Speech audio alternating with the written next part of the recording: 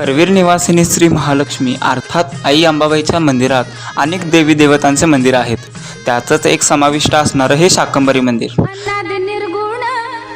नुकताच शाकंभरीच्या नवरात्रीला प्रारंभ झालाय. देवी शाकंभरीला आदिशक्तीचंच एक रूप मानलं जातं. देवी स्तुतीच्या 11व्या अध्यायात आदिशक्तीच्या ज्या स्वरूपाचं वर्णन केले त्यातीलच एक महत्त्वाचं हे रूप. शाकंभरी देवीला 4 भुजांची आणि काही ठिकाणी अष्टभुजा रूपात दर्शवले गेले. शाकंभरी नवरात्रात देवी अन्नपूर्णेची साधना केली जाते. शाकंभरी देवी म्हणजे अन्नदेवता. एकदा पृथ्वीवर 100 वर्षे पाऊस न झाल्याने दुष्काळ पडला होता. पृथ्वीवर खाण्यासाठी अन्नाचा एकही दाणा उपलब्ध नव्हता.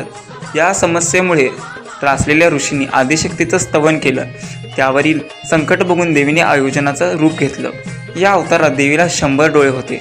आपल्याला 100 डोळ्यांनी देवी ऋषी आणि सामान्यांचे दुःख बघितले. त्यानंतर संकटात आलेल्या आपल्या सर्व मुलांचे कष्ट दूर करण्यासाठी देवी शाकंभरी रूपात प्रकटली. देवीचं हे विराट रूप होते. या रूपामध्ये देवीच्या संपूर्ण शरीराला विविध प्रकारचे झाडं आणि भाज्या होत्या. जोपर्यंत पाऊस पडत नाही तोपर्यंत संपूर्ण पृथ्वीवर शाकंभरी देवीने आपल्या शरीरावरील भाज्या झाडांमुळे सर्वांचे प्राण वाचवले. तुम्ही सुद्धा जर अंबाबाईच्या मंदिरात दर्शनासाठी येत असाल तर या ठिकाणी नक्की दर्शन करा.